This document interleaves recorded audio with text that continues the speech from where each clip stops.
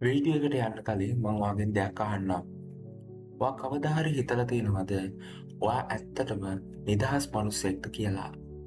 ඇත්තටම කිව්වොත් අපි ගොඩක් අය නිදහස් නැහැ. අපි හැමෝම මොකක් හරි එකකට ඇබ්බැහි වෙලා සමහර විට ඒක උදේ නැගිටපු ගමන් ෆෝන් එක අතට ගන්න එක වෙන්න පුළුවන්. එහෙමත් නැත්නම් ඔයාගේ පාලනයෙන් තොර වුණු නරක පුරුද්දක් වෙන්න පුළුවන්. හැමදාම රැට ඔයා හිතනවා හෙට ඉඳන් මම මේක කරන්නේ නැහැ කියලා. ඒත් උදේ වෙද්දී ඔයාගේ මොලේ ඔයාව රවට්ටලා ආයෙත් ඒ වලටම ඇදලා දානවා. ඒක හරියට ඉවරයක් නැති ලූප් එකක් වගේ. දවස් 21ක් ඇතුළත ඕනෑම ඇබ්බැහියක් සම්පූර්ණයෙන්ම නැති කරන්න අපි මේ ට්‍රික්ස් 3 අනුගමනය කරමු. පළවෙනි ට්‍රික් එක. පළවෙනි රහස තමයි ෆ්‍රික්ෂන් නැත්නම් බාධාවන් කියන්නේ. අපේ මොලේ හරිම කම්මැලි දෙයක්. මොලේ හැම වෙලේම බලන්නේ ලේසිම දේ කරන්න. ඔයාට නරක පුරුද්දක් කරන්න හරිම ලේසි. හිතන්න ඔයාට ජංක් ෆුඩ් කන එක නවත්තන්න ඕනි කියලා. හැබැයි ඔයාගේ කුස්සියේ බිස්කට් චොකලට් පිරিলা නම් තියෙන්නේ. ඔයාට කවදාවත් ඒක නවත්තන්න බෑ. ඔයා කරන්න ඕනේ ඒ වැඩේ කරන්න තියෙන ලේසි බව නැති කරන එක. ඔයාට ෆෝන් එක බලන එක නවත්තන්න ඕනි නම් ඒක වෙන කාමරයක තියලා එන්න. ඔයාට සිගරට් බොන එක නවත්තන්න ඕනි නම් ඒක විගුරන කඩේ තියෙන පාරෙන් යන්නේ නැතුව වෙන පාරකින් යන්න. ඔයා ඒ නරක වැඩේ කරන්න යන පාර මැදට බාධාවන් දාන්න.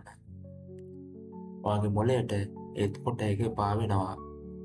දවස් 21ක් යනකම් මේ බාධාවන් ඒ විදිහටම පවත්වාගෙන යන්න. එතකොට ඔයාගේ මොළය ඉබේම ඒ පුරුද්දෙන් ඈත් වෙන්න පටන් ගනී. Trick number 2. දෙවෙනි ට්‍රික් එක තමයි ආදේශ කිරීම සබ්ස්ටිටියුෂන් කියන්නේ. ඔයාගේ මොළයෙන් දෙයක් අයින් කරනකොට ඒකේ හිස්තනක් ඉතුරු වෙනවා. ඒ හිස්තන ඔයා හොඳ දෙයකින් පිරුවේ නැත්නම් ඔයා ආයෙත් පරණ වලටම වැටෙනවා. ෆෝන් එක අතට ගන්න හිතන හැම වෙලාවකම පොතක් කියවන්න හරි වතුර වීදුරුවක් බොන්න හරි පුරුදු වෙන්න. එතකොට අර නරක ආසාව යටපත් වෙලා අලුත් පුරුද්දක් ගොඩනගෙනවා. තුන්වෙනි ට්‍රික් එක. මේ ට්‍රික් එක තමයි විනාඩි 5ක ප්‍රමාදය. ඔයාට මොකක් හරි නරක දෙයක් කරන්න ලොකු ආසාවක් ආපු ගමන් ඒකට එකපාරම යට වෙන්න එපා. ඔයා ඒකත් එක්ක පුළුවන් තරම් ෆයිට් කරන්න. ඔයාගේ මොළයට කියන්න මම මේක කරනවා හැබැයි තව විනාඩි 5ක් කියලා. ඒ විනාඩි 5 ඇතුළත ඔයා වෙන වැඩක නිරත වෙන්න. ඔයාට ආස දෙයක් වෙන්න පුළුවන්. සමහරක් විට ඔයා ගේම් එකක් ප්ලේ කරන්න හරි ඒ වගේ දෙයකට ඒ විනාඩි 5 යූස් කරන්න. මනෝවිද්‍යාත්මකව ඔප්පු වෙලා තියෙනවා ඕනෑම තදබල ආසාවක උපරිම කාලය විනාඩි කිහිපයක් විතරයි කියලා.